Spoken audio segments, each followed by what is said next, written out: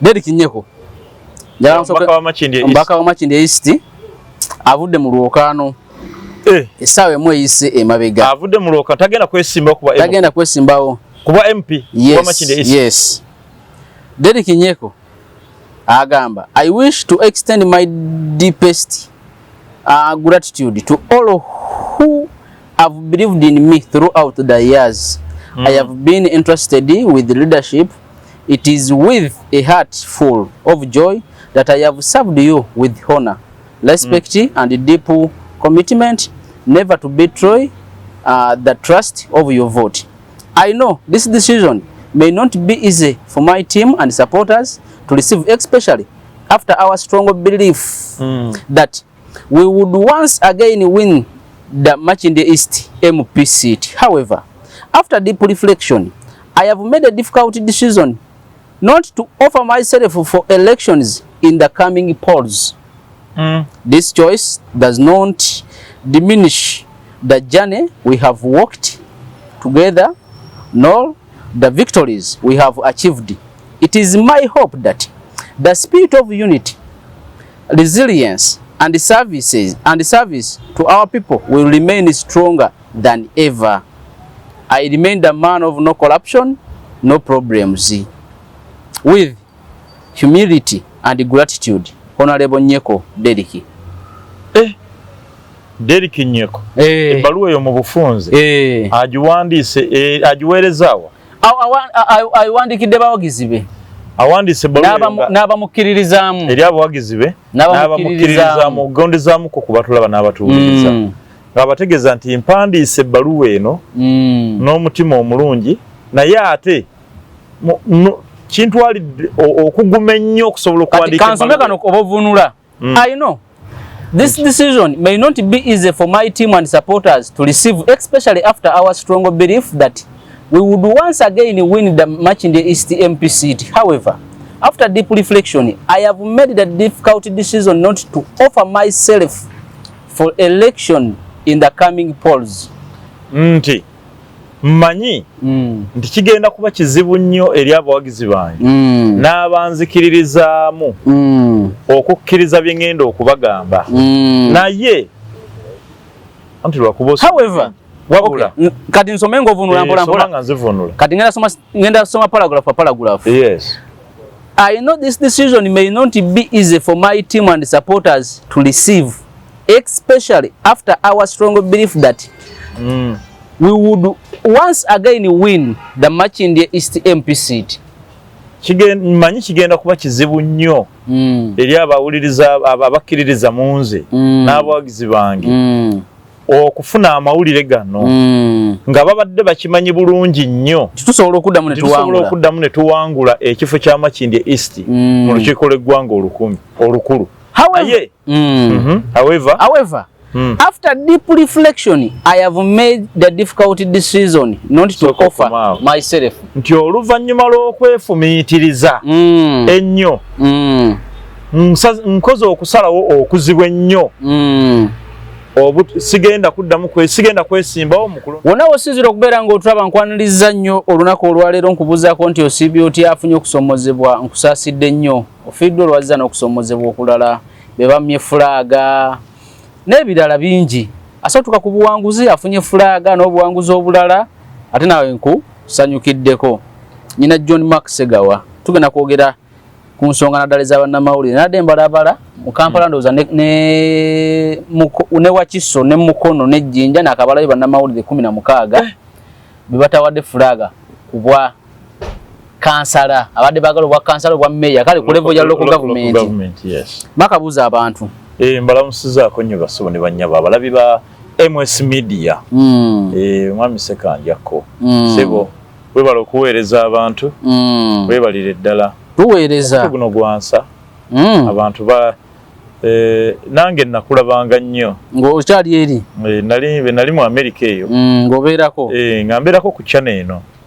kulaba wetegereza osibye amataayi musati ya white yagala nnyo ebyeru aganye ebiraka gyobera teri nfuufu jeri enfuufu ezo butaba mu Uganda olawo mu kibuga Kampala wakati mu eri oli abatali nfuufu olabika n'omukyala amakyala wamanyi okwoza ategeera okwoza tosobola omukazi nga tamanyi kwoza bannaye gyebali nga tamanyi kwoza n'okufumba nga tebamanyi nze nabeerako ne girlfriend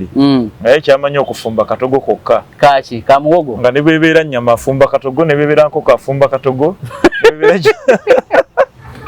ennaku eri mu nsi naye kituufu nange nalinako omuwala nga ekyamazima talifumba nnyama nejja ng'era kasita afumba ennyama omanyako olwo ogenda lya supu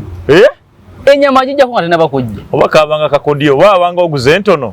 ng'agifumba ereme kujja ovaawo ng'agizzaako n'agifumba ate ye ng'ate ogirya ng'atya ye ng'omuntu teyali muli wa nnyama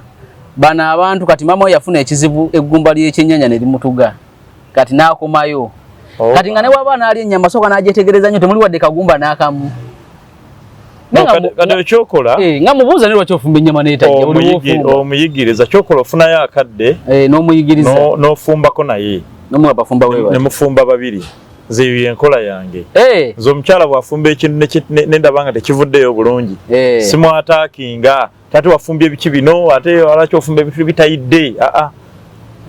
nsobola okwogera ne mugamba next time bw'oba ofumba enva zino ennyama eno nze ndowooza okufumbamu bwoti nze ntera ozifumba bwe nti enkya nja kukulaga enkya kati nga tubeera fembi mu kiyungo nga nfumba mulaga nti nze nkola nga tondagirira leka nefumbira ebyange leero oba baba ali ku mulimu n'asanga nga mmaze okufumba n'ambuuza enva z'ofumbye nga zaawomye wazifumbye otya ne mmubuulira kubanga bw'aba ali wiringi okuyiga ye wali atali wiringi kuyiga naye gwe kola ekyo mulage nti next time fumba bwoti lead by example era twabeeranga mu nseko era nga mugamba nti kati nkakasa tebyayidde ate ng'omuceere gwera gulina osiriira naye nange mmanyi okufumba naye ebimu ku binzannya omuceere ogwo gunzannya nnyo omuceere gunzannya nnyo naddala for example kuuka ofumbira ku kuuka waka era n'ogenda n'okendeeza omuliro tomanyi ddi lwokendeeza muliro ate n'omuceere gwanjawulo tegukyalinga ogwedda gwe twali tumanyi nti bikopo bibiri ekikopo kimu ebikopo bibiri eby'amazzi ate bw'ogwoza omuceere ng'ogwoza kubanga ogugjamu ekyo ekiriisa eky'amaanyi olina ogwoza n'ogwoleza ddala amazzi ne gafuuka ga white nga sooli white ow'amata nesigala mu kala y'amazzi awo n'ogufumba bulungi kati amazzi g'opimisa omuceere ng'ogwozezza ate gaba matono ku muceere guli ogutali mwoze kati ebintu ebyo tebimanyi abasinga batini ababimanyi abasinga tebamanyi batini naye n'abasajja muyige okuyambako ku bakyala ku mirimu nate abamu tebamanyi kufumba muyige okuyambako ku bakyala emirimu leka kwefuula nnyo gundi nze nataddewo ssente naguze nze kati kintu kyesobola kukola waka kwoza bintu byo tosobola byo nedda ebintu byo sibyoza sibyagala ne kuva butonze wakiri ewaka nawaatanga n'enfumba emmere naye nga soozezza bintu ng'eyayozezza ebintu yavuddewo dda naye nga nze soozezza ki ebintu nange byali bimenya kyekituufu kati okulongoosa ewaka kulongoosa mu nnyumba kulongoosa ddeera okutereeza bintu kufumba ebyo byonna mbisobola obbikola naye bino naye kwoza bintu nedda n'engoye tuwanga situkozeza mashini amazzi era nsobola okwoza tooza ffenna naye ngamba sooka mugalinze naye omukazi yabeeramu eri esooka beeramu eno eyokubiri n'eyokusatu nkunyumunguza kuba emirundi egisinga kyensobola okukolawo okwanika kati gwokongola naye kati gwokongola naye nze kiŋŋaana okubeera wali owokunya ennyo buli lwenkunya ennyo ntera engalo zange zitera okuyubuka kuno kati naye nga ndaga nti mba muyambi nze oli omwana wange yansobe omanyi okufumba ennyama nga tejja agijjako mangu kati oba yabanga ali oba abanga omupapya amanyi n'abasajja namulusi mupapya abakazi nze okomawo ssaawa 2 ez'ekiro naye nze oli yagimmenya nendeeta ennyama n'afumba akatogo enkeera nendeeta enkoko n'afumba akatogo ebinyeebwa afumba katogo ebijanjala afumba katogo nga buli kimu emmere ya minwe eva yali mu kiga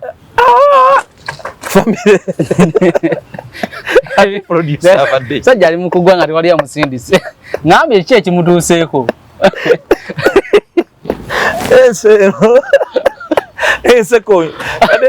Ezaka betunyumiza yumuseseza. Kirenga nyino wa boda boda. Wema ntambudde naye ku boda boda oli yadimenya. Akuvuga naye nze ntambula naye nga tugenda tunyumya kwano gwange. Ebigambo byemunyumiza bimusesa nnyo kale minde egisinga obungi. Mfajja okufuna obuzibu bwa parking ebbali n'asooka seka n'ali okasimbula.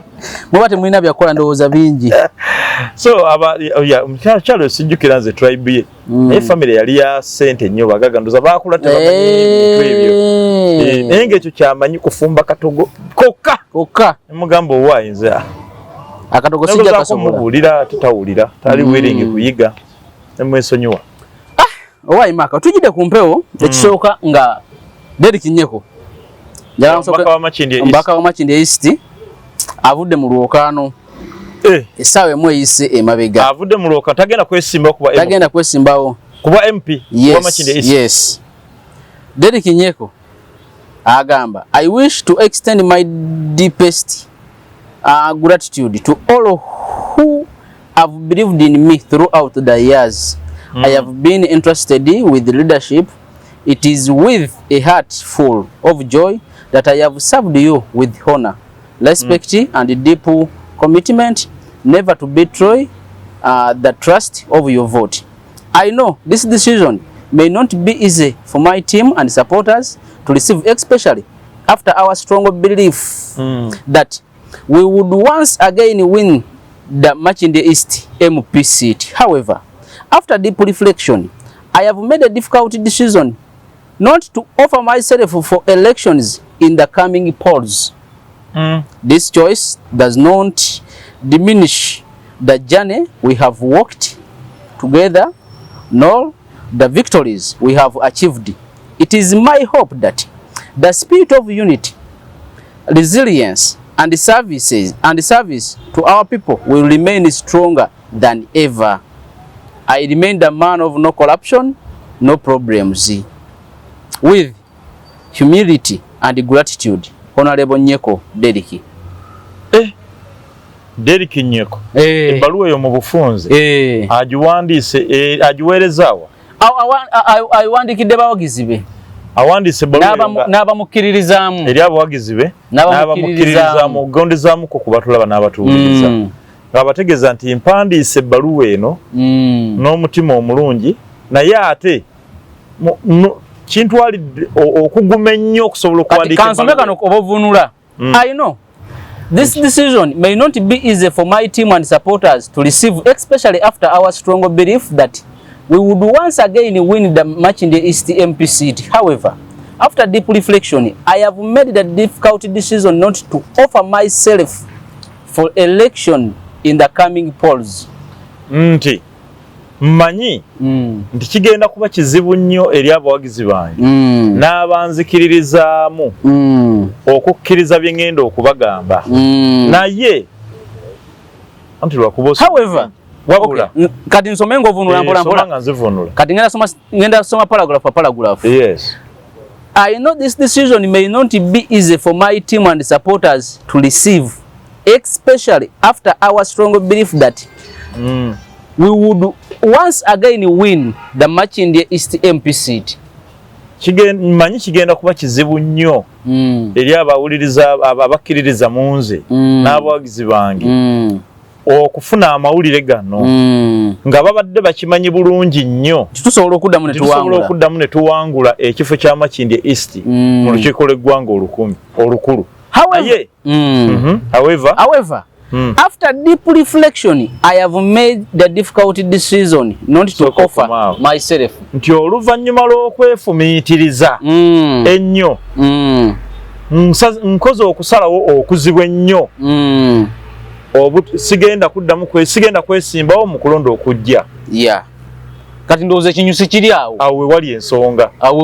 ne bwe tubireka so tagenda kujja kwesimbawo ku kifo ky'ababaka bwa paalamenti. Kati ekigambo ekyo omuntu ali eyo ekyo nno Derrick Nyeko kyakoze kiri fomu nnyo kya bugunjufumu kyo kya bugunjufu kya bugunjufumu kyawukanako n'abantu abalala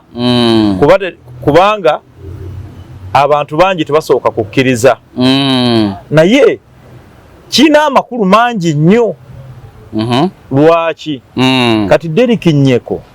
amaze okutegeera kati yafunye inside information nti tebagenda muwa ticket tagenda kufuna card mbadde manyi yengo omuntu asazeewo n'agamba I will not come again nga omubaka wa parliament kati ategedde butegeza ategedde nti bagenda muwa card ye n'agamba sijja kujja n'amanya sigende kati mufo ky'okuswala ze kanveeyo ng'obudde bukyali just like bwe mubeera mu company ofuna ku mawulire top manager oba akulira company oba abakulu abasinga mu bitongole eby'amaanyi emirundi egisinga obungi bw'amanya nti yakoze ensobi tebamuswaza nga ate mukozi no wa wansi umugoba awandika ebbaluwa genda tukuwadde ebbaluwa mu office tambula genda kati kyakola company emubuulira nti wakoze kino na kino na kino na kino please resign oba n'omukozi enyini asofuna intero okuva mu bakozi banne nti bagenda kugoba omukozi naye neyeegoba naye neyeegobera eyo naye kati nga manager yetakeera bukezi kukwata bintu bye kufuluma kubanga likodi esigala mbi naye wana akola kyo butamuswaza awandika nti nalizayininze ndizayininze ne bamukolerayo lusi ne kabaga akamusiibula naye nga okitegeera oyo n'asiibula bw'atyo n'agenda bulungi mene mulowooza nti ayinza n'obagamba yafunye omulimu omulala ayinza n'oteekawo embeera agamba nafunye green pastures oba ngenda kukolera mu nsi bw'eti n'abalimbiraawo naye ng'abakozi basigadde bafunye ekifaananyi n'amawulire eno mu bantu abalala amawulire obutamukuba kakati ne Derek Nyeko naye kyekimu naye yategedde nti mufo ky'okuswazibwa kaŋŋende mufo ky'okuyisibwamu amaaso olwa kaadi eno kansiibule ng'obudde bukyali nga tebannannangirira naye ate wadde akikoze katusuubire nti Derek Nyeko oluvannyuma lw'okugaba kaadi tetuwulira ate bigambo ebyo birala bya busagwa nze nkakasa ndaba ng'omuntu aliroyo eri ekibiina kye ekya NUP tetuwulira ebigambo bya busagwa eri ekibiina ng'abantu abalala naye abalala baleeta ebigambo by'obusagwa nga babamye tikiti nga alemeddemu ne bamumma tikiti n'aleeta ebigambo by'obusagwa akati n'engeri kaadi gyegabwamu nakyo kintu kikulu nayo nkulu nnyo kubanga amazima kankubira sekanjako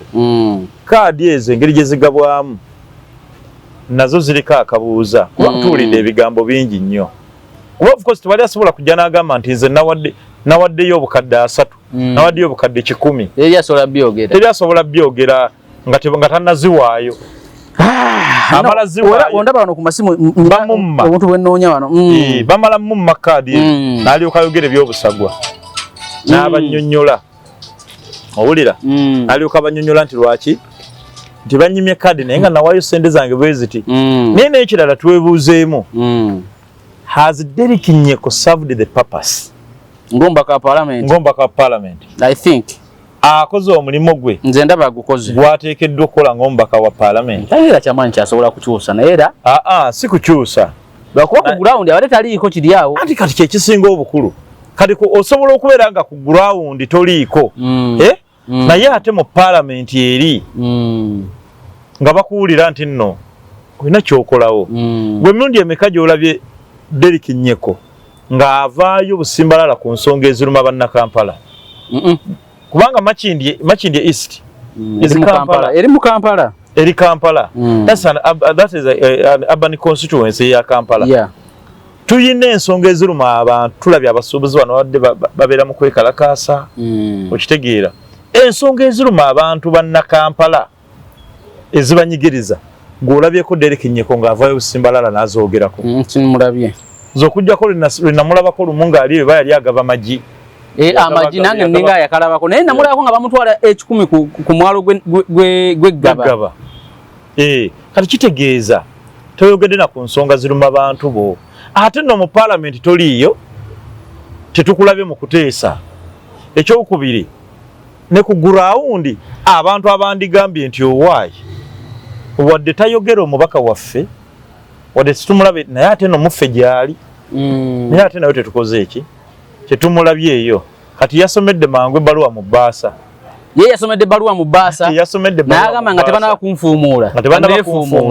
ekifo ky'okuswazibwa bwenkaniddeawo nga Rebecca Kadaga bye yaswazibwa juzi mu Seeke n'abeemu Wako tosobola gamba nti obadde senior bwoti oga Rebecca Kadaga. Nojjo oli nakukuba ne imagine ya bulo omutwalo gumu nga mu 10 n'okusoma. Kadaga kanne Kadaga bya ino some bya nyeko byasomye. Kadaga yayino kusoma. Sida ba candidate okay webali abatinitini ndaba webali abatinitini abasaba tikiti but nyeko mbadde ndaba nga ina tikiti ye automatically. Andi kati n'ekirala gwe kyoba omanya oluza bagenda giwaniza manyi kati obayinza ogiwa taafu B. Taafu B ono ow'ebivulu. Ono yali akola eno waggulu eno. Taafu B nasoma naye ku mukati mu journalism. Taafu B amawulire agasomera ku mukati.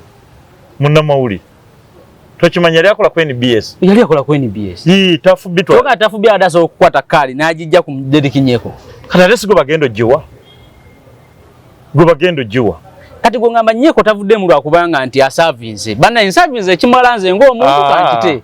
Avuddemu because teri mbaka parliament asavinga kisanja kimu n'agamba asavinze.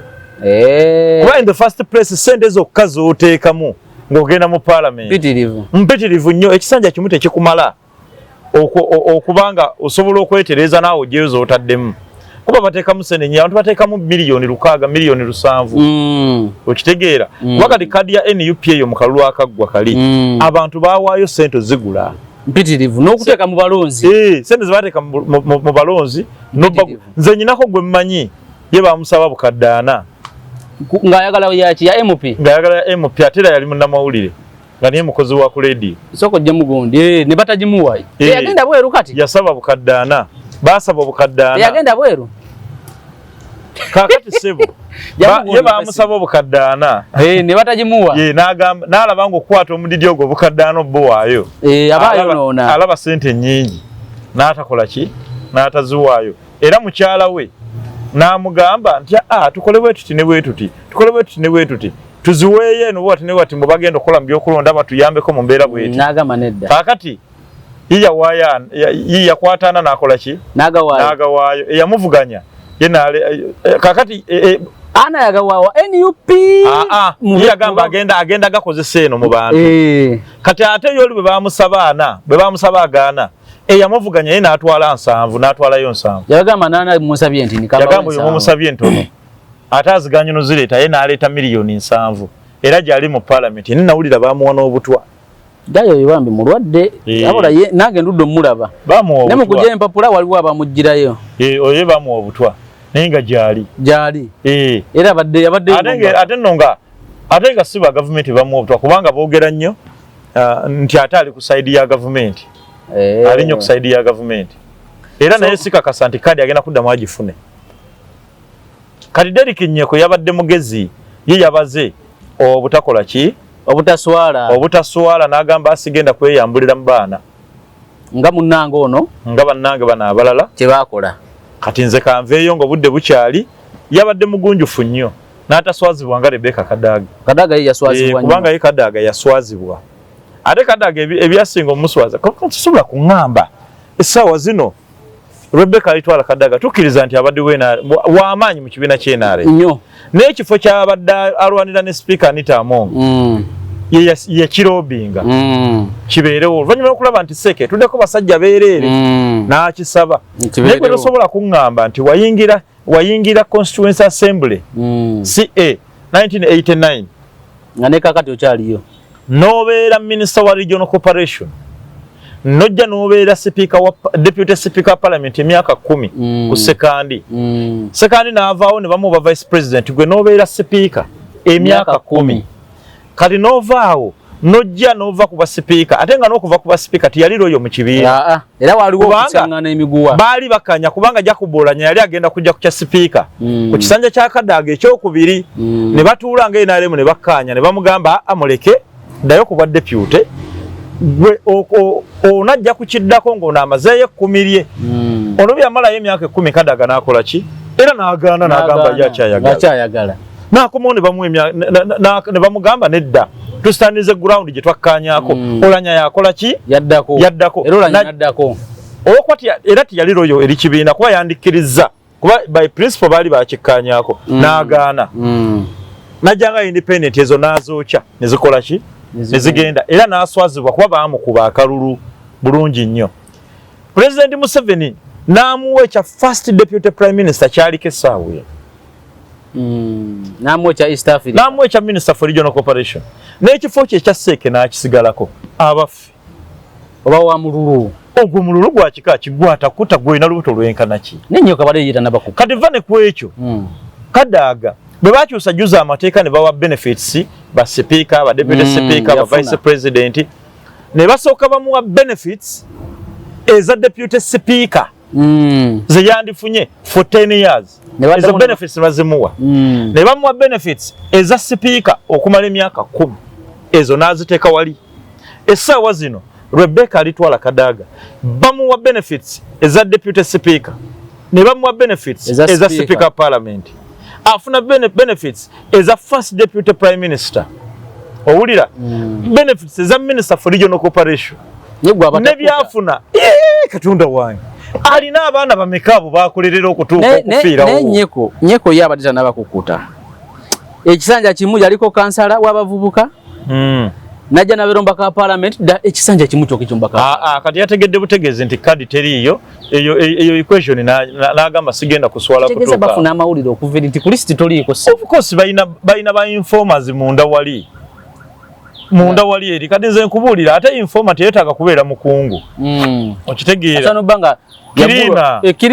Kirina akuwa amawulire kituufu kuba Kirina yayingira mu office ya Bobi Wine n'asiimuula wali n'asiimuula emmeeza n'atereeza ebintu by'omukulu baki okitegeera ate oluusi ayingira omukulu tannajja kwata Kirina nga omukulu waali office z'abakulu abaana ba Kirina bano ba T-girls abaweereza kacaayi ayingirayo ebintu n'asomamu nga mwe temunnabiraba nga gwe n'omu ku bakulu mu office awo ku kitebe tokkirizibwa na kuyingira mu office ya mukulu okujjako nga gyali naye ye Kirina agenda n'atereeza emmeeza ye n'asoma empapula n'asomako n'amanya nti Makindi kati aba yabirabye dda kati aba amutegeezaako nti mukama wange ne bw'obeera mu kampani kati nze ebbanga nali enkoledde mu kampani nga bakirina nze be basinga okuba mikwano gyange bakirina bano aboolabanga aba wansi be bambuulira buli kimu yagenda abakulu babeera bali mu meeting batudde bali mu kuteesa bakola bintu ye nga aliwa n'abasavinga kasoda bali mu kuteesa bwa kirininga wali awuliriza information yonna mako yenkola ye sikyagitegeera kanga kula ne John Mako ne kino bwakinaje maka yakoze bwati ne bwati babeera yali wali efudde bize okukuleeta asumulula soda sumulula mazzi aweereza kachaya abakulu bali mu meeting juka tibamugobaawo yabaweereza kuba abo ba messenger abo abakola abayambi abo bebabeerayo kati abo bebayina information n'okusinga abakulu kati tuddeyo kunso kati njagala kati no tugen kati ensonga y'abamolero za tujja gikola lulala kubanga ndabe ekintu kino kigaziye ekyokubiri nalabye list yafulumye yasembye ye Kampala sajjange tegusuulwa Innocent tegusuulwa basooka ne bamu Nakawa nga kansala agende ku Nakawa ku division list yazeko bamujjeko finalist je basembye yefulumye sawa 14 wenkwatide simu ene mabega nabaga finalist for Kampala ngataliko finalist for Kampala nenga eyasooka yaliko Innocent tegusuulwa mukwano gwange mumanyidde ddala Innocent tegusuulwa twakolanga fena ku Bukedde empazi waliko ku Bukedde radio tali ku Mbootikizi nga yakajja nga nsoma mawulire nga yakola bya mizannyo ye yakolanga ebyemizannyo ku Mbootikizi yakolanga ebyemizannyo ate twamanyira ku TV toli mwavu tegusuulwa musanga ku Bukedde oluvannyuma lw'okwekalakasa kwa Kabaka okwaliwo nga tagenze Kayunga mu 2009 yali 2009 oluvannyuma lw'okwekalakasa okwo okubeerawo za Bukedde n'ensangayo tegusuulwa ng'akola sports ku makya ng'akeera nnyo ng'alina waakeera ennyo oba zaabanga 12 ng'ate ne ku ssaawa 2 ajja n'akola sports Innocent tegusuulwa era emmotoka yatupiikinga nga ffenna nze ng'emmotoka empiikinga wano Lungujja yasookanga ne yeetoolola nga driver bw'ava ku New Vision ajja ebiseera lwati nga situnafuna ntambula nga tegusuulwa asula n'akulabye mu kiyaaye ye musajja era yangamba awo yasulanga mu kiyaaye n'akulabye mu kiyaaye era oyo tegusuulwa amanye ebintu by'ekiyaaye byonna tumitawa bulijjo wa ghetto kati nga emmotoka bw'eva eyo yeetoolola nejja wano Erungujja nasulanga okuliraana ewa Vice Sekandi ebiseera nga ne oluguudo osina lwa koolasi nga lwa ttaka olukirire Kosovo olaba galaji ya Benz weeri okirire Kosovo kati nga okkirirako katono bwoti ku mukono gwa kkono nga wensula ng'emmotoka bw'evaawo netwetoola ntuyita mu Ndeeba ne tujjayo Nakachwa Nakachwa kati ali ku biiti nga tupiikingawo Nakachwa ne twetoola ntugende Najja Nankumbi bwe tuti ne tupiikinga Mukunja naye yali kubukedde nga tupiikinga Mukunja Najja Nankumbi ne twetoola wali ku Siteera ne tukkirira ne tuyita wali ne tugenda ne tupiikinga Gundi ne tupiikinga Rubina Sanyu Rubina Mweruka bwe tumala okupiikinga Rubina Mweruka nga tujjayo ne Kasumaali ono ng'omwe akuba obulango bw'ebivvulu awo ng'ekaaba paka ku New Vision kati nga nze nkeera n'ensoma amawulire awo nenkola ki bwe bityo nga tegusulabira mu sports nga Sanyu Rubina Mweruka ye producer wa program y'okumakya eyabukedde butya Mukunja gye yakolanga ne Nakachwa ne Kasumaali era ndowooza ojjukira nudes ezaafulumye za Kasumaali naani ne Sanyu Rubina Mweruka naye kyasinga okunsesa Gundi yagamba ani Kasumaali yagamba nti no waggulu paati yo waggulu si yeye naye akabina kake akati tuveeyo akati tegusuulwa musajja watu mukwano gwe mumanye naye nze kanjogere mazima tegusuulwa abeerawa oza tasula Naluvule eno asula Naluvule akiikirira bawa abadakikira Nakawa akiikirira abantu beeyo side zeeri Butabika yewali ekitundu kyakiikirira side eyo Ruzira yewali bakiikirira wa ku City Hall mu Kampala kakati ekyebuuzibwa mu byonna ekyo kiddayo ku balonzi bino abantu byamujjanga muduma mu malagalonda buli muntu olabye ambulera tikinga olabye ekisumuzo tikinga olabye basi tikinga kati abantu bazigwamu nnyo mu kulonda okwo okwaggwa ne balonda abantu nga bamala gakola ki abamu beekanga bwekanzi nga bamuwadde kakati gwe mbuulira omuntu asula Naluvule asula Nansana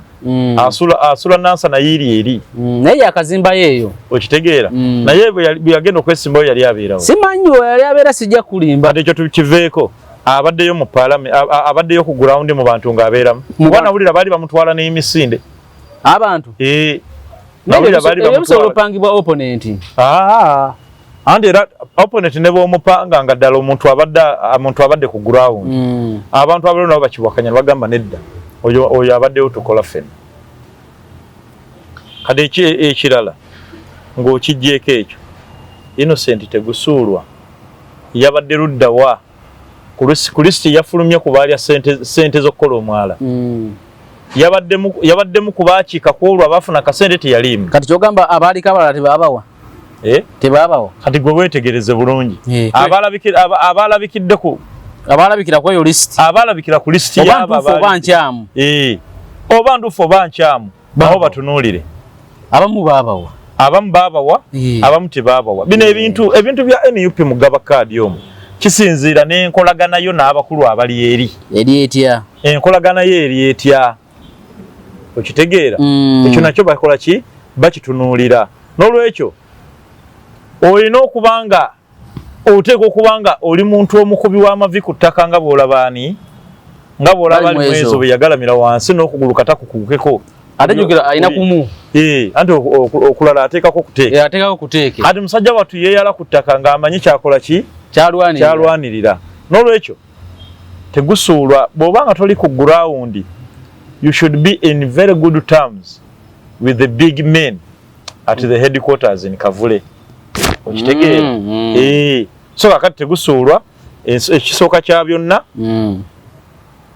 abantu tabakoledde tapafominze kubanga era nalabako obutambi awo nga bamutwala entyagi nga bamutwala 10 bambi tetalina kyakoze kinaye kibi nnyo kubanga bannamawulire bannaffe bangi tebakoze eki kati nalabye tebatukiikiridde bulungi obukulembeze gye bagenze kubanga abantu bagenda ne babeesiga olw'eddoboozi lye baba nali eno ku mizindaalo naye ne batakola ki ne batakiika okujjako ndowooza Ssemujju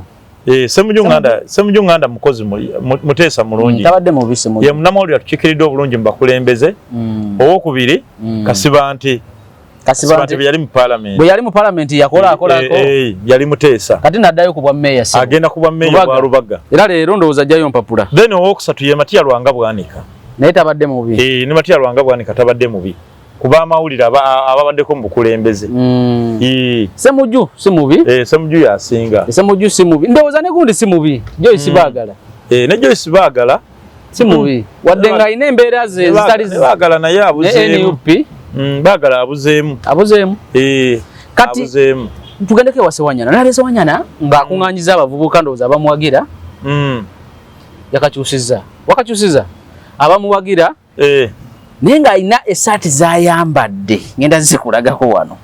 Kato njamu gundi. Nga essaati z'ayambadde alaga mulimu kala ya white eza biri awo alaga ng'ekyamazima kadi atagiina ng'alaga nti alternative gy'ayina mu maaso awo. Yandibanga ndala. Era naye bw'anaaleeta okulangirira kwe. Towewuunya. Era Alan Ssewanyana okufuna kadi ali ku bitundu 20 ku buli 100. Yeah. Ebitundu bye bitono nnyo okufuna kadi ya NUP. Kubanga tujjukira bulungi nnyo ne mu mbeera yaliwo juzi. Tujjukira bulungi nga bakava mu komera. Ebyaliwo nga bavudde mu komera ebigambo byayogerwa. Bababuuza mwavuddeyo mutya. Engeri gye bava mu komera. Ojjukira juzi. Esaati kati olaba esaati eno. Ebifaananyi bafunyeeko bitini.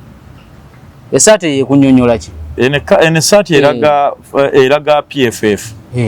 Ogiraba ndowooza. Bw'otunula esaati eyo zerangi kubyeko limu. Teriiko na kubaako nti oba kiki ekiraga alternative ye PFF. Yandyegatta ku PFF. Ate si yekka ndowooza olaba ne bakansala bebamye kadi juzi mu NUP. Bonna bagenze mu PFF. Bagenze mu PFF. Ate abala bagenda mu Democratic Front ewampuuga. Abala bagenda mu Democratic Front. Abalala bagenda ku Common Man's Party mu Lusaniya. Ku Lusaniya tuwalabe gundi gwe bamye kadi ye Makindye ya Kawempe. Ani Waswa Juma. Ne Waswa Juma yanumye bamutwala ng'omulwanyi ayingidde ekibiina. Musajja wattu. Ate nga musajja wattu bwe yalinga mu kalulu akaggwa yakwata kyakubiri. Gundi yamuwangula oyo gundi Serunjoji. Owejindi yeye ina flaga Waswa Juma je wamanya ina flaga ye NRM naye kikwewuunyisa ate sente abe NRM baziteeka mu Serunjoji bakube Waswa Juma bwe yabingamba sente za era nangi yannyonnyola bulungi ensonga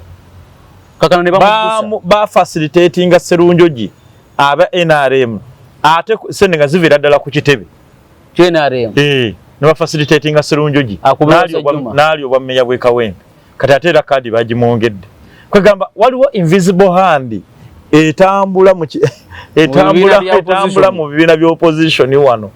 omukono ogwo ogutalabika ogutambula mu kubanga abantu bangi nnyo abaliwo essaawa zino abaweereddwa kadi nze nabyogera dda nagamba ng'abantu amu bawakana kati abantu abalonda Twaha Kagaba ewaffe Lwengo waliwo Lwengo nze ndi wa Bukoto South nze ndi w'Ekinoni Kaboyo awo wenyini balonda era baneneewonya abantu egamba era ffe tumala galonda Twaha Kagaba nga wa NRM ndoza yawayo akasente bamuwa tikiti naye bamuwa akasente mu NUP ne bamukwasa ki bwe buli gwolaba avudde essaawa zino kati nebuuza Kazibwe Bashir tabanga kuwa opposition abadde mu NRM Kazibwe Bashir si wa opposition era Kazibwe Bashir sende ezanoonya akalulu zava mu NRM naye n'ensusula gye yasusutanga mu Bobi Wine okitegeera ng'akwata bano bujega era n'abakwata obujega n'ayitawo okitegeera kati waliwo n'omulala gwe bagenda ojjuwa waliwo n'omulala gwe bagenda ojjuwa weeyo wammwe ewammwe aba atuuka wanewo wosula wanewo osula omanyiwo tumanyi wosula aba atuuka eyo yonna constituency ye gwani gwogamba nze gwe weyogerako nange mumanyi bagenda mutomera naawe gwogamba gwe ŋŋamba bagenda okumutomera bajja muwulira mu maaso simanyi oba yoyo gwogamba naye nga nze nange kyemmanyi waliwo gwe bagenda okutomera waliwo wenaare gwe bagenda okuwa era sente zatandika dda nezikuba ebipande nezikola ki bazimuwadda era zava mu NRM naye ndi sure yagenda okuweebwa kaadi ya NUP era banaamala ogimuwanja kwogerawa atomere kati bo baba bamaze otomera kati abajega bajje nga baduma bamuwe ticket bwanaduka ya ave alage kala ze ntufu ze batandiko kabate twamanya akate twamanya temutukabirira nze waliwo abantu abansobera nolaba omuntu nga ajja kukabirira awugana n'ogakalira bene endongo mwe mwalonda ebwe walonda ate munkabira temubingambe ebyo so banji bagenda batomera kuba banji mu NUP abaweredwa kadi abagendo ziwe baba MP nga siba NUP nga ba opposition badiko yibaba sindika yo kusindisi akati nze ebyo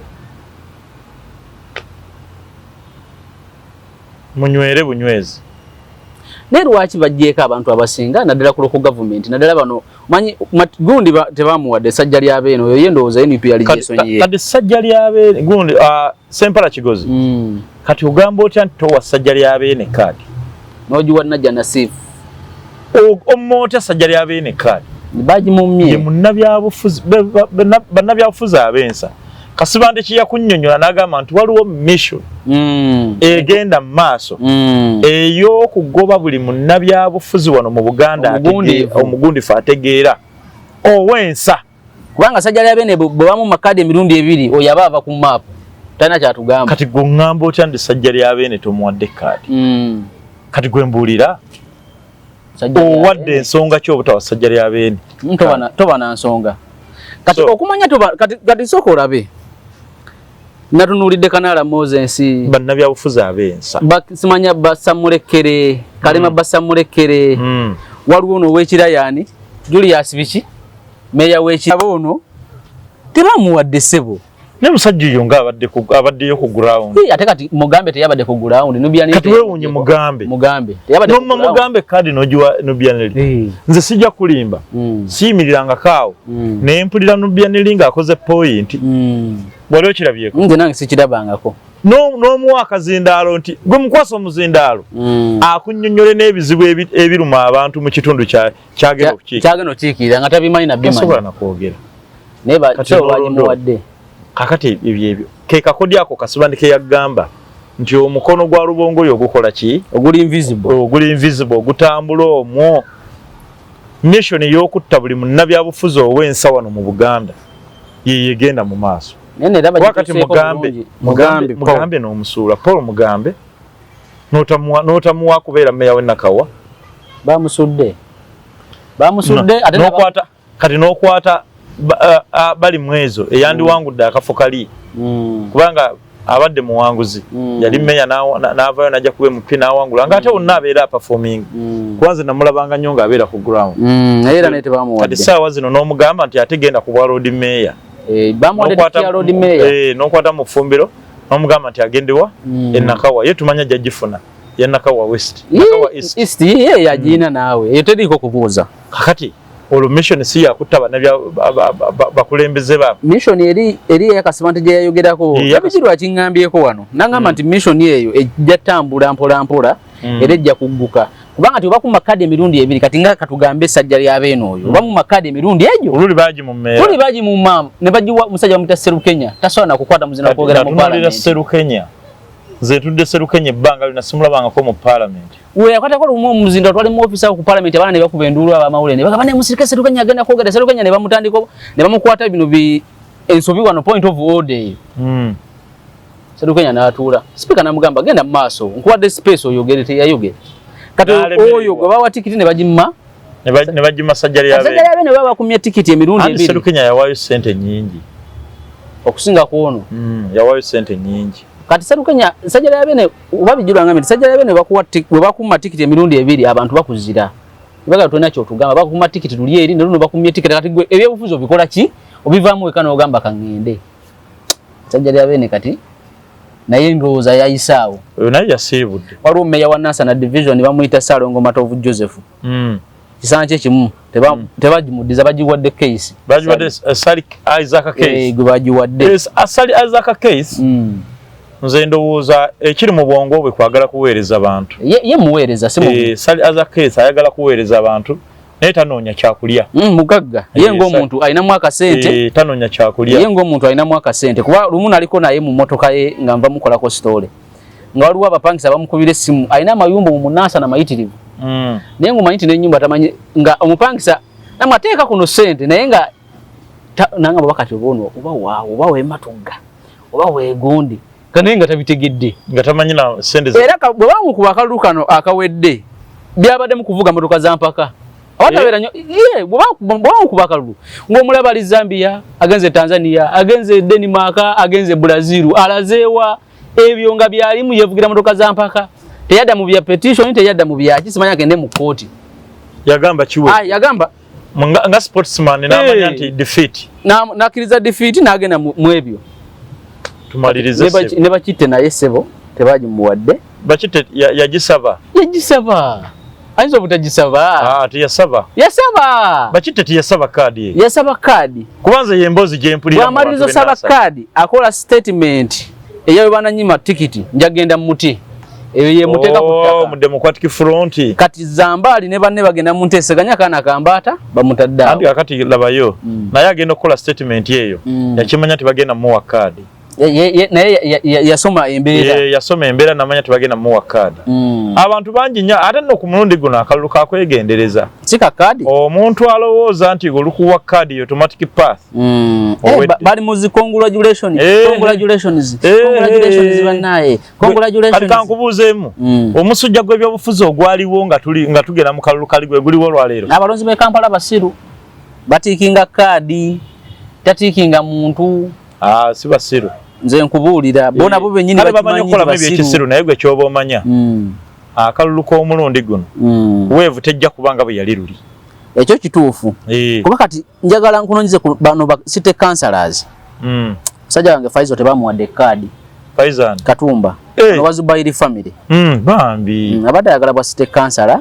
yali best student mu ssomero lyabwe nga lyakatandika okutikkira abaana erya NUP Institute of Biki Leadership nenga ate mwe NUP atera wali abakulu abalina okugenda mu ssomero nabo era bayitirivu naye kadi tebagimukombezaako omuganga teyeeganga naye bandi bakale babanga batya okusomera awo bagende basomereko ewalala Sebo yagenda ku peeni sebo yawandisedde ekipande kiriko akabonero peeni ya Station Mayanja National Peasants Party Serunjo jana I mean Latifu Sebaggala Serunjo gwe yaggyeko kaadi alagaawo yawandisedde ekipande kiriko akabonero peeni National Peasants Party jagenze Latifu ate oluyise luto kati bakutte bangamye nti bakutte omusajja kati wuuno Lusagala John Bosco gwe bawadde kaadi ye Makindi Makindi division Makindi division wabadde mulya nnyama ne speaker simanya ye kati kuba mulya nnyama agenda kutwala ya Sewanyana mulya nnyama agenda twala ya Sewanyana mulya nnyama agenda twala ya Sewanyana bali jiwadde musiri naye musiri talina mu Burundi sente akasente kuba nako bakatunulira nanti kati nze ni wembanze kuba nawulidde ne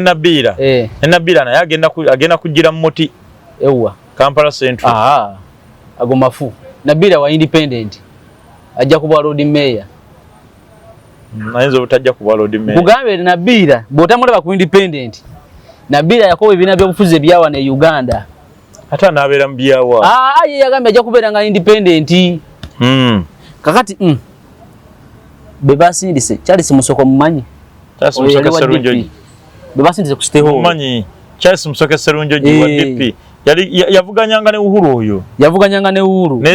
lwaki sisoma gundi faino mpa leka nsome faino nyizo someno nga luwo mugwe basiseemu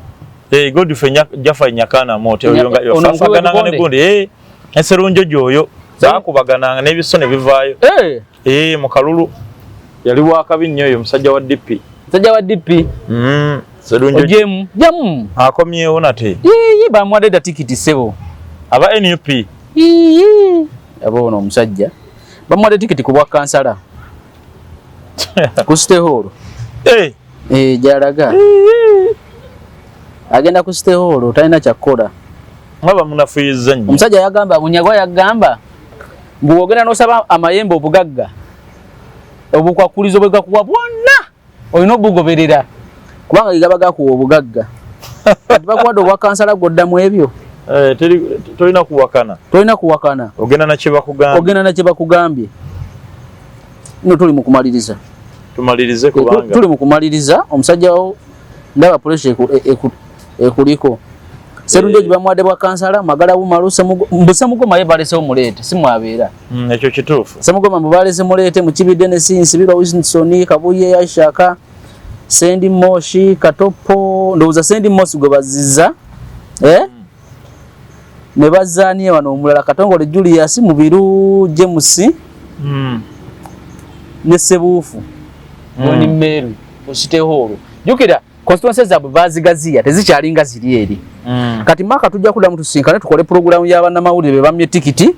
bana mawulire abo nga bamaze no bwa MP nganeza ba tulindeza ba MP kubana bana mawulire tebagenda baba bwa MP tulindeza bwa MP tulindeza ba MP kubanga list je nyinawo mpitirivu mpitirivu deo ganyano mumanyi wa lupapula bwa bukedde mumanyi bwejire Sematimba bwejire eri kyebando oyo yali wasimba mumanyi Njuki yalinga ku Fresh TV okwo eri nyale ddala sirijukira pacho oyo waffe pacho mumanyi Joseph bali ku Dembe nakolanga naye ono wa CBS bwa tikiti duli erwengo baji mujjeko ali boxer mumanyi wali kusanyuka Islam TV Salam TV inesanyuka ye next media yonna waloga Geto TV bamuyita oba Buganda Ronald bamungambye naye Jojo William Kakozo wa CBS Entebbe oyo tebamuwadde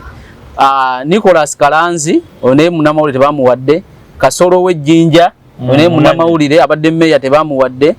Byamuka Malozi yaso wa Mama Radio one tebamuwadde Bale Nixon otubera naye ku parliament reporter parliament wa 44 omumanyi Bale tebamuwadde Katoka Wesa tebamuwadde Katoka Wese ne bwayise Katoka Wese bwayise tebamuwadde Motive Kasagga oyo cameraman wa NUP tebamuwadde Katoka Wesa abaddayo Katoka Wesa bwato bakube simu ku radio waliwo mulaba bamwita Ganja musiramu tubera naye waneno wa Megatron wa Radio 4 Ganja bamumye ne tebamuwadde yo story tugenda jirete yabana abaddayo wa omubiri basajja batu Pacho Ganja Katoka Wesa bayitirivu teba bwejire musajja Sematimba bwejire tukomye wano mwaka tutandikira awo nakulala kumata kumira mpeera mweraba